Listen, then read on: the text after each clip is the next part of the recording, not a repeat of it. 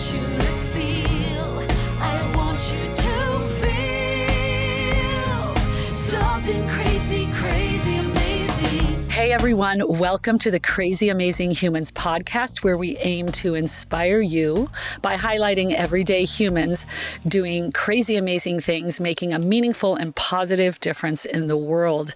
I'm Katrina Carlson. And I'm Jefferson Denim.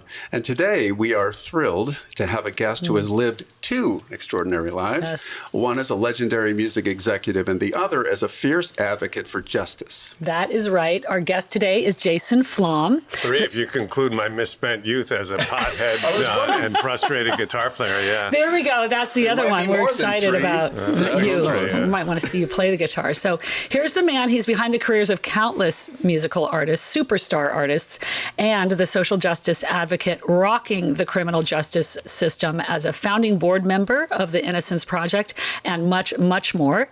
Jason, welcome to the Crazy Amazing Humans podcast. Thank you. I mean, just do I get to keep the coffee mug? Yes, you It's get to pretty keep cool. the mug. If you right. like it, please take it. Swag. So, yeah. Okay. Well, just to put you in context for our audience, you've worked with some of the biggest names in the music industry. Can you share kind of the Reader's Digest version of what your musical journey has been in the music business?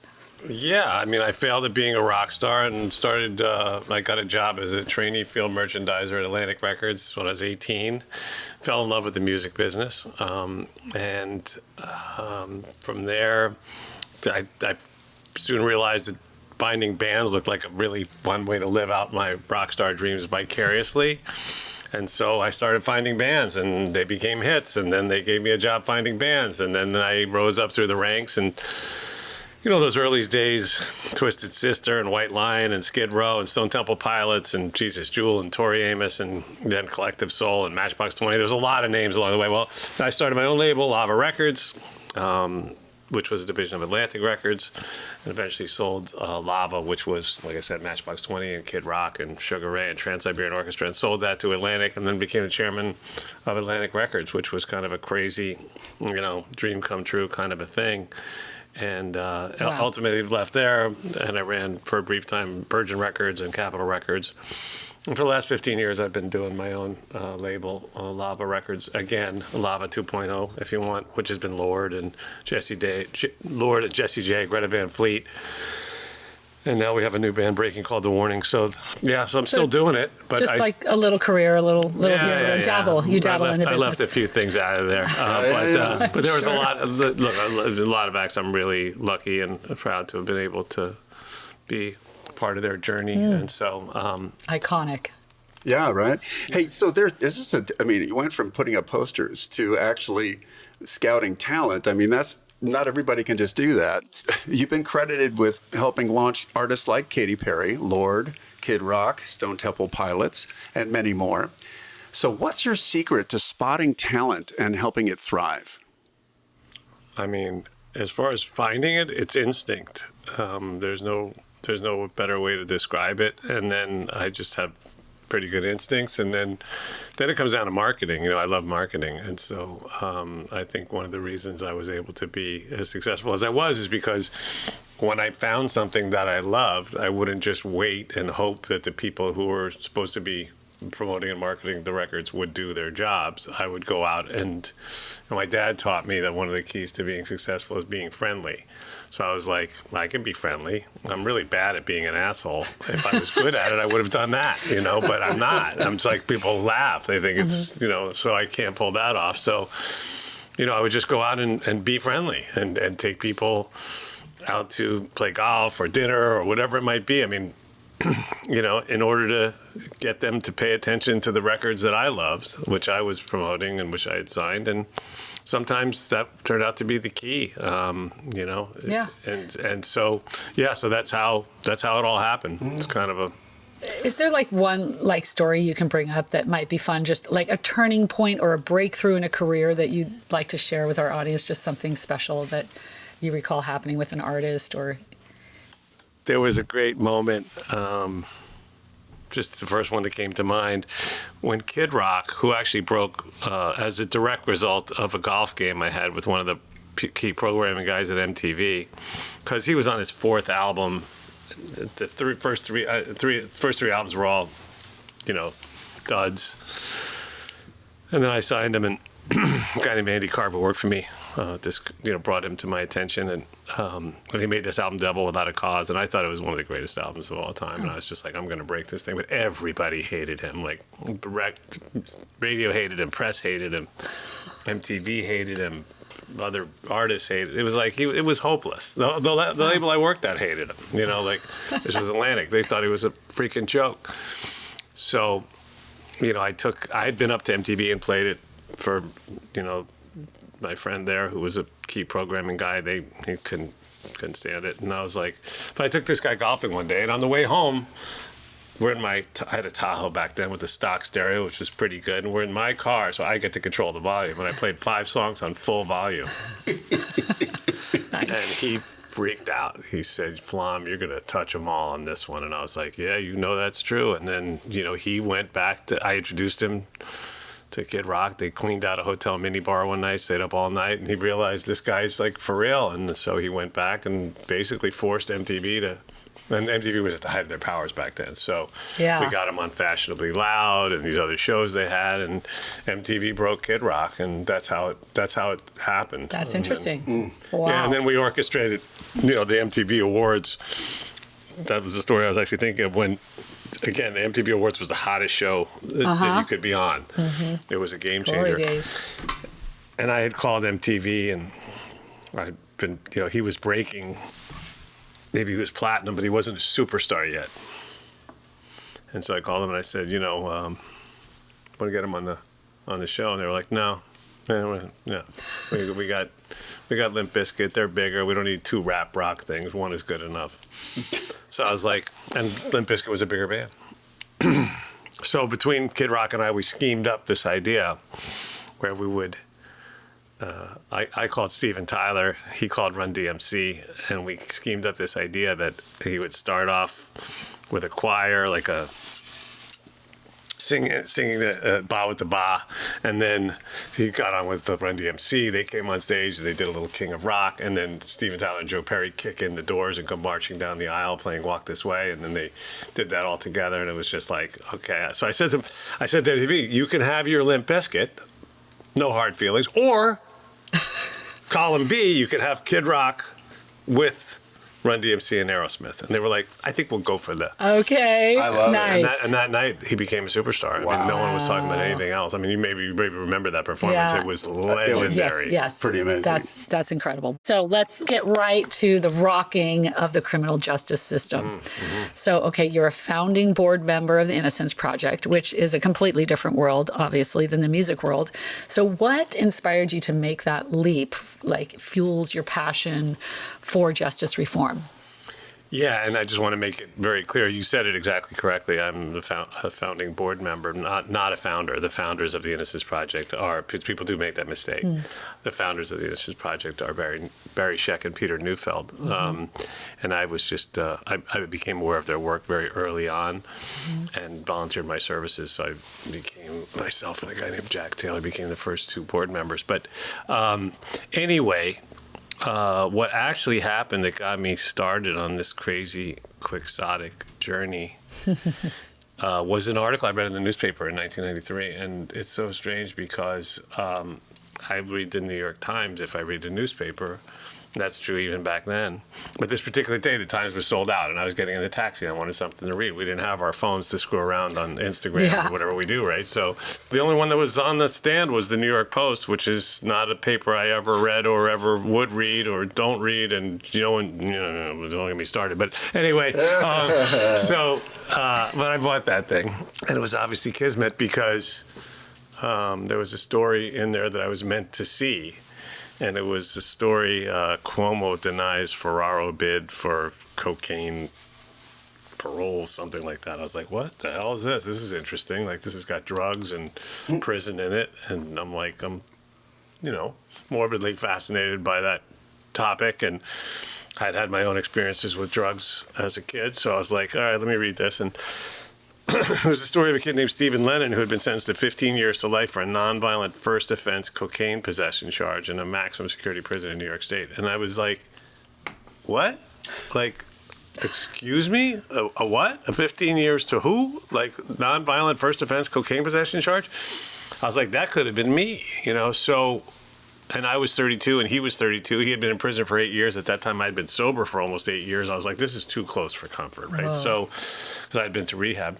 And so the reason it was in the newspaper was because his mother had been trying to get clemency from Governor Mario Cuomo. He'd gotten 2 college degrees in prison. He had done all these good things. And so the warden had written a letter. The judge, the sentencing judge had written a letter. And even Geraldine Ferraro had written a letter on his behalf, who was the first woman to receive the nomination to be vice president of the United States from a major party. So, and Cuomo turned it down. So that's why I made the newspaper. So odd. Yeah, so I was like, what the hell? Clemencies are a hot topic right now, as you know. So anyway, I decided I had to try to do something. So I called his mother. The kid's name was Steven Lennon. His mother was Shirley. Her name was in the newspaper. She lived in Rome, New York. I got her name from the phone book, because there used to be a phone book. I don't know if you guys are old enough to remember that, but I am. Yeah. And anyway, so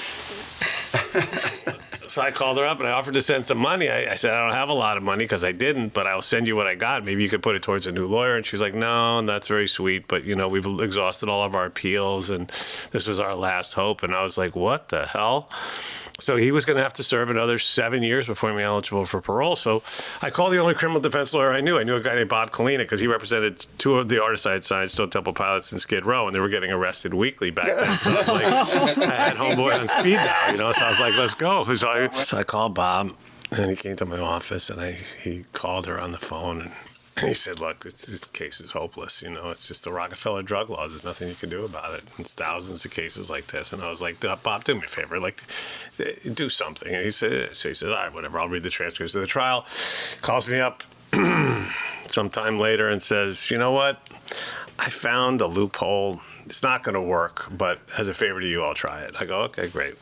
So 6 months after that, we end up in a courtroom in Malone, New York, up by the Canadian border. I mean, this is so long ago, I still had a mullet and purple Doc Martens, but they bring... Didn't we all? Yeah, I hope so. They bring...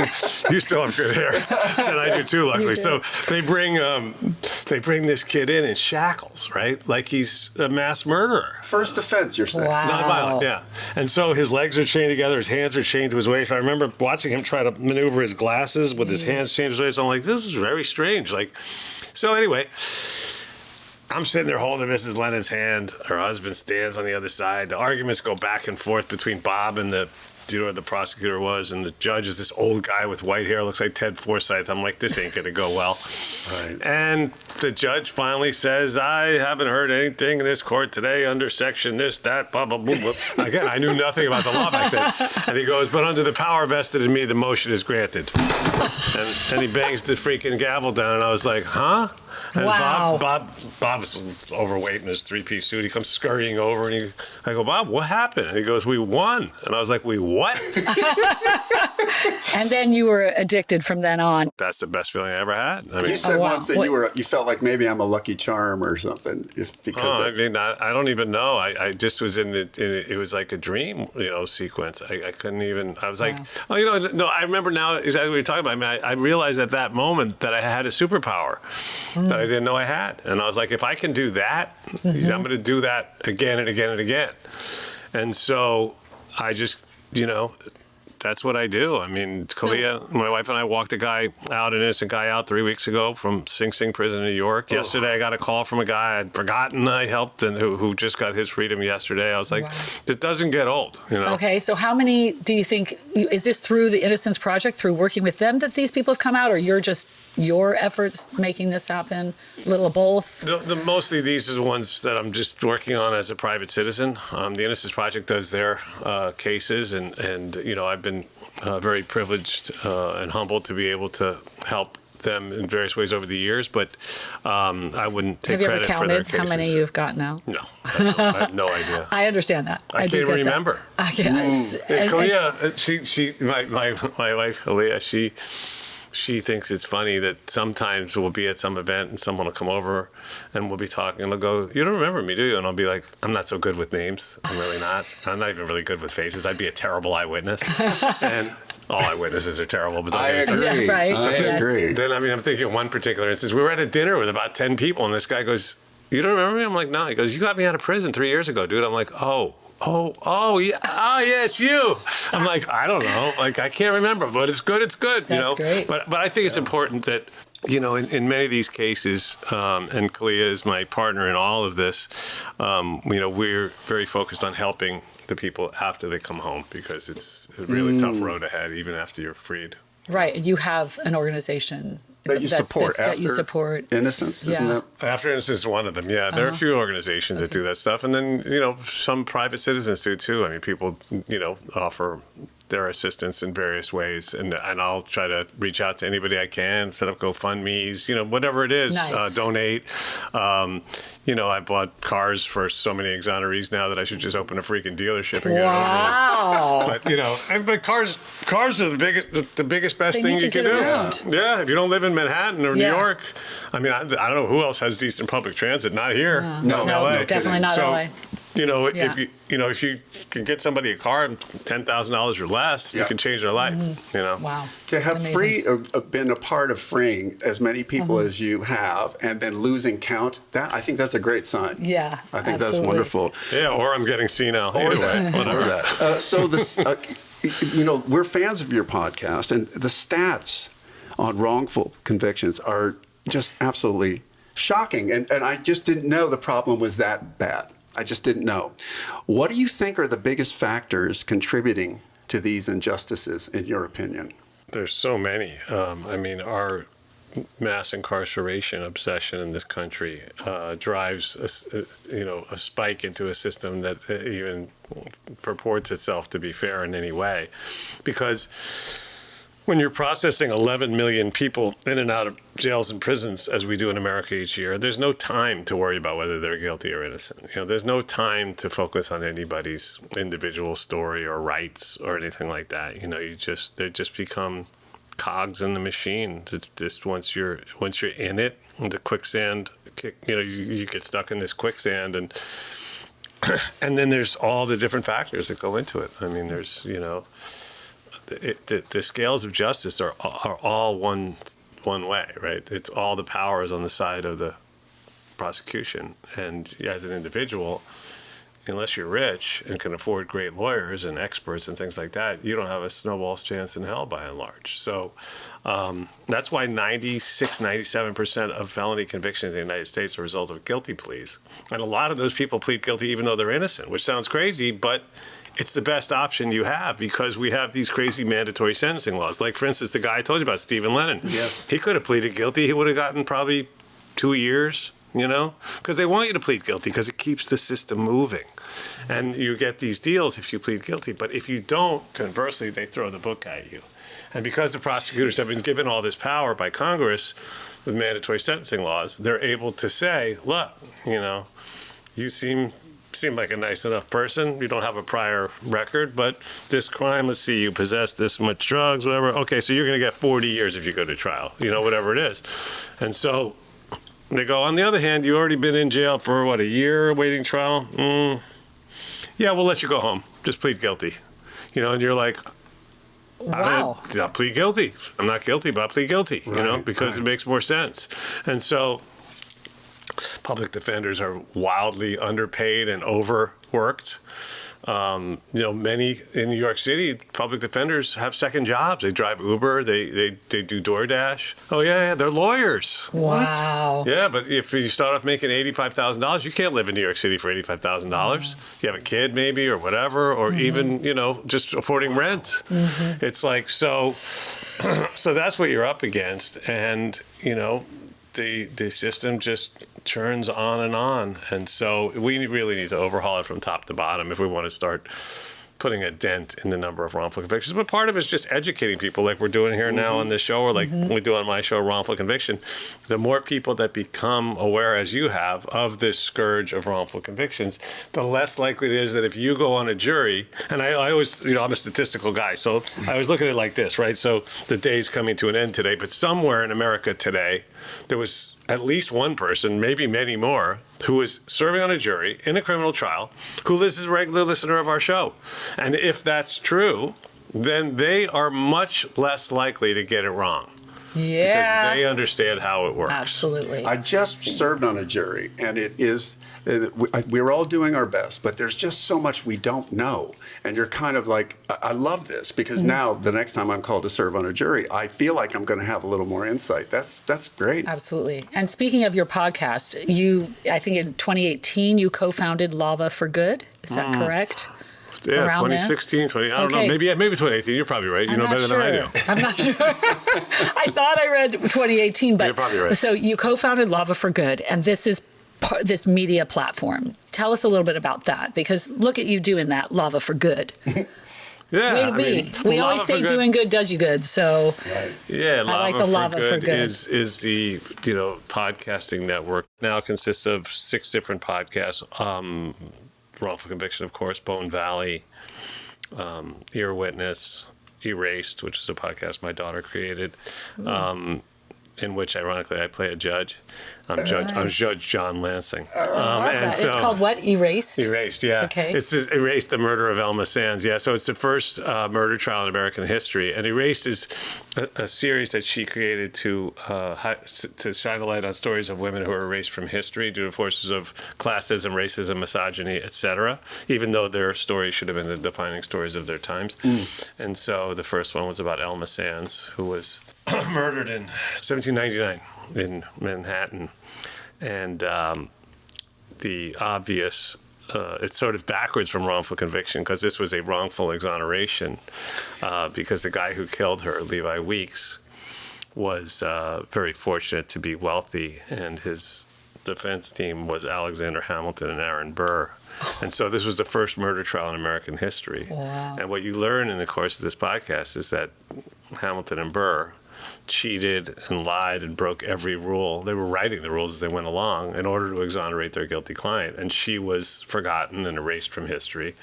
But a lot of the system that we have today, some of the rules were, like I said, being written as they went along.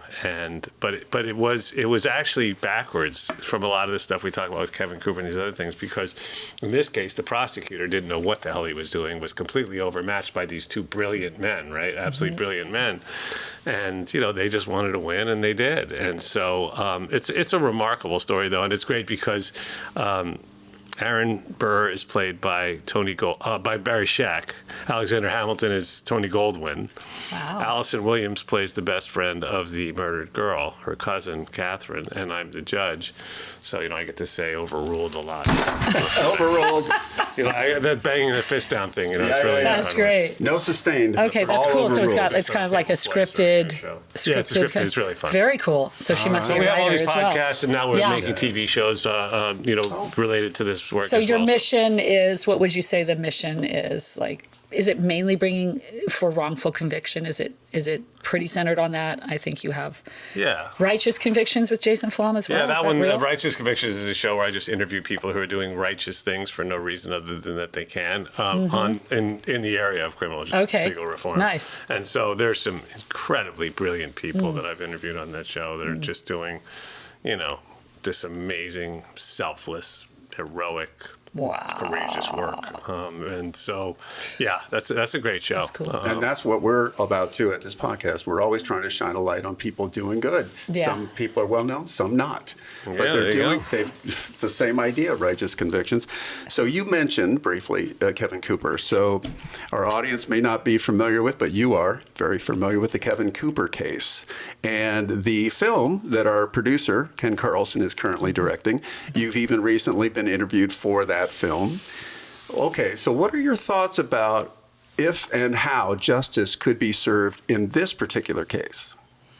Well, we could march out of here and go get him and drive him home. That would be good, Let's do that. Should we have said that on camera? That's how Maybe we could justice just could sneak it. happen, right? That's that's cool. That's a good answer. I mean, that would be the closest thing to justice. But how justice could be served would be that we actually, I think it's in my eyes and in the eyes of many other people who are dedicated to to justice and to righting wrongs, it's been proven that he's innocent. So what justice would look like in this case is getting him out and going and finding the guys who actually did it, which we're pretty sure we have a pretty good idea who, well, we know who at least one of them is. Yeah. And the other ones probably from there shouldn't be too hard to find. So that would look like, that's what should happen in this case. That's cool. But it's very frustrating, right? So there have to be a lot of moments of frustration in what you see every day.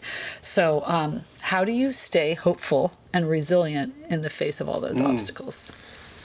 Well, you're not the first person that asked me that, but it is a good question. And the answer is, people sometimes ask it in a different way and say, how do I avoid becoming just hopelessly depressed? Yeah. Dealing with so much misery every day. Between the podcast and the calls that our phone, my phone and my wife's phone don't stop ringing all day from people calling from prison that want our help, need our help. And the answer is that if Kevin Cooper's not sitting around depressed and feeling sorry for himself, then who am I to do that? I'm going to walk out of here and go to the gym, whatever, maybe we'll go get a nice dinner with you all, There are moments, I'm not going to lie. There were 2 episodes we recorded back to back, Nelson Serrano and Ken Middleton.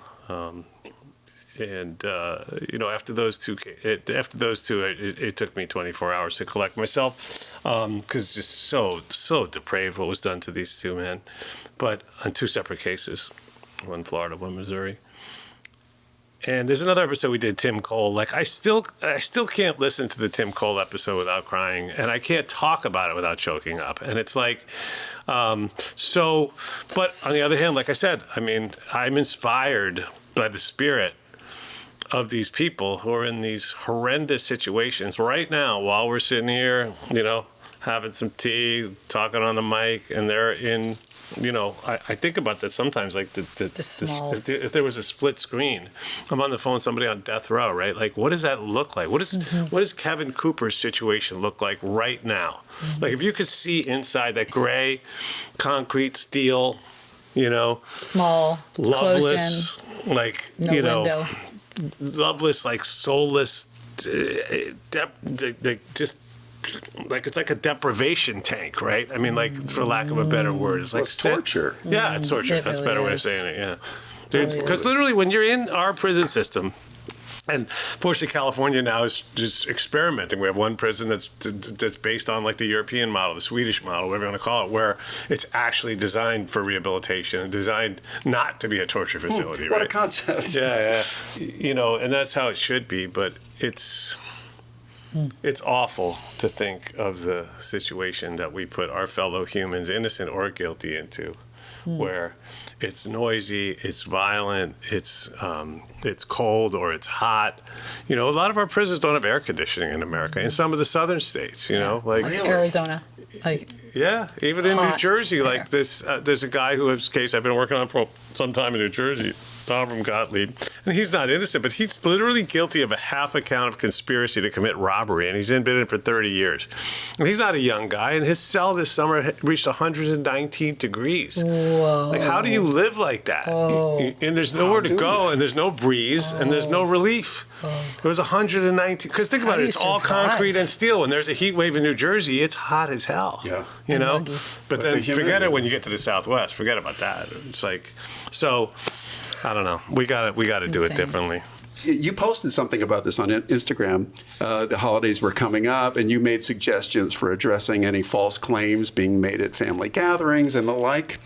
What might be the biggest misconceptions the public has regarding those wrongfully convicted? Well, a lot of people just think wrongful convictions aren't a thing. People I think they feel more safe and secure believing that it could never happen to them or somebody they love. So it's just easier to think that way until it does happen to you. And a lot of people we interview on the show say that. I didn't think these things happened. I thought that, everybody was honest and that, when I went to trial, I'd be exonerated because, whether they've had some transgressions in their past or whatever else, Brian Stevenson, the great Brian Stevenson, I love quoting him, and he says, I believe everybody's better than the worst thing they've ever done. And I don't think anybody wants to be judged by the worst thing they've ever done, because we've all done stupid shit. I mean, when I was a kid, it was ridiculous. Thank God social media wasn't around when we were kids, right? Yeah, Right, I mean, it's crazy because but we somehow expect that people are going to be angels, and there are some who are. And listen, we're having dinner tonight with Gary Newsom, who was a freaking angel. Grew up in gang-infested. Both parents in gangs. She avoided all of it, was a straight A student, and then got arrested and charged because, I believe she was arrested and charged because she refused to testify in another murder in which she didn't know who the killer was. It was her boyfriend that was murdered, because that was the type of area she grew up in. But she wouldn't lie for the cops, so they framed her for another murder, and she went down for it. And so she was one of those people who literally was beating the odds. Was 16, was studying, like I said, straight A's, going into the armed services. I think she was going to go to the Navy or something, and instead she went into, ironically, she was in the prison that we're going to visit tomorrow. Chowchilla, for 17 of her 20 years that she spent in there. Wow. I think, no one knows, but I think something like, a little less, probably less than half, but a significant percentage of the people who are wrongfully convicted of these heinous crimes actually didn't have any prior history with having been arrested. Okay, so thinking about something on your podcast, which you do, it's called Closing Arguments. Yes. It's been a day for you already, so we're thinking, hey, what about doing that? Could we do that? Could we say, can you give us closing argument on why our audience should care about those in prison who say they're innocent, and what you hope for the future on that? Yeah. I think if you don't think it can happen to you, it can happen to you. And I think it's getting slipperier and slipperier out here because, even now there's been this rash of stories that's come out in the last week about women who have been arrested because they were given drugs during the birthing process, right? That then they tested positive for those drugs after the baby was born. And they're like, you idiots just gave me those drugs, the epidural, whatever the hell it was, right? And then their kids are taken away and they're charged with a crime. You have women who are being charged because they had miscarriages now, right? That are being charged. Gosh. So this is a vast problem. It's not just the high profile Kevin Cooper murder cases like that, right? It's not just, the ones that make the headlines, but there are so many people who are wrongfully convicted because of roadside drug tests, right? That are over 30%, inaccurate, right? That yet people are going to jail, and you don't hear about them because they go to jail for 2 months or 3 months or 6 months, but it still ruins their life, right? Now they have a record and everything else because the freaking test doesn't work, and they've tested things like donut shavings, baby formula, bird shit. There was a case recently where it was a college football player, I think in Georgia, where the cop sees something on the windshield and goes, "That's Coke." Oh my And the guy's goodness. like, "It's bird shit on the windshield." You try snorting that, officer. See how you feel. Try even keeping it on the windshield. It doesn't stay. Right. Coke has this terrible habit of flying away if you put it on a surface that's 45 degrees and it's windy. So it's like, but he literally was arrested for this. So it's like, wrongful convictions are a massive problem, and it's like I said, it's something that we should all care about because, and I'm sure there are people listening who have either been a victim of it themselves or have at least been accused of something they didn't do, and it could be something relatively minor. But it still sucks. I mean, anyone who's ever, falsely accused you of anything, cheating on a test, right, would be the most benign example. But everyone who's had that experience knows it feels horrible. Bad. Feels horrible. And then you have to prove that you're innocent. So I think everyone should care about it, and I think we should have a particular place in our heart for people who are convicted of the worst crimes, who just didn't do it and now are suffering, like I said, for decades in prison or sentenced to death. And so it's only going to change if we all, get involved, or many people get involved as we can. Absolutely. That's Speaking of getting involved. That's quite a closing argument, my yeah, friend. that was quite. And serve on juries. When you get that jury due to us, I implore you to serve on juries. Listen to the podcast, Wrongful Conviction, so you'll understand more about the issue, and vote. Vote for in your DA's races and other races. Vote for people that you think are going to be judge races. These races have small turnouts. Your vote makes a real difference. That's my closing argument. I love how you're wrapping up your. Basically this statement, because what I want to ask you is, for our Crazy Amazing Humans audience, how can we follow you? How can we support what you're up to? Follow your podcast, et cetera, et cetera. That's easy. Follow Wrongful Conviction podcast and Lava for Good. If you're more ambitious, you can follow all of our podcasts for ad-free and a week early, I think for $2.99 a month. Best deal in town. That's Lava for Good. And then my Instagram is It's Jason Flom, ITS Jason Flom. I couldn't get the Jason Flom one. There's another guy. Someone stole it from you? He's a school teacher in Tallahassee. You can follow him too if you want. And are there ways for people to get involved with Innocence Project or just advocate for justice reform? I really hear you on the serve on juries, vote. These are things everyone can do and is called to do. Anything with Innocence Project specifically? Or? Yeah, follow Innocence Project for sure. I mean, get on their mailing list, follow their Instagram, Twitter. Educate yourself. Yeah, then there'll be ways. I'm always posting in my Instagram ways for people to get involved. They're always doing the same thing on different, from different angles. So yeah, just follow me down the rabbit hole. Let's go. Mm-hmm. We're going to do that, Jason. Right on. Thank you so much. It's such an honor to have you on the podcast. Thank you so much for informing us. Thank you for everything you do on a daily basis, Jason Flom. You are crazy amazing. Keep punching. Let's go. Today's episode of the Crazy Amazing Humans podcast is brought to you via Apple, Google, Spotify, or wherever you get your podcasts. All episodes are free, so make sure and subscribe today. So that's our show. A huge thank you to Jason Flom for joining us today and sharing how, through his personal efforts, Lava for Good, the Innocence Project, and much more, Jason is doing powerful work in highlighting the stories of those who've been wrongfully convicted. If you've enjoyed today's episode and you think it would be meaningful or helpful for someone you know, be a crazy, amazing human and let them know about us. Remember to make sure and subscribe to the Crazy Amazing Humans podcast, wherever you get your podcasts.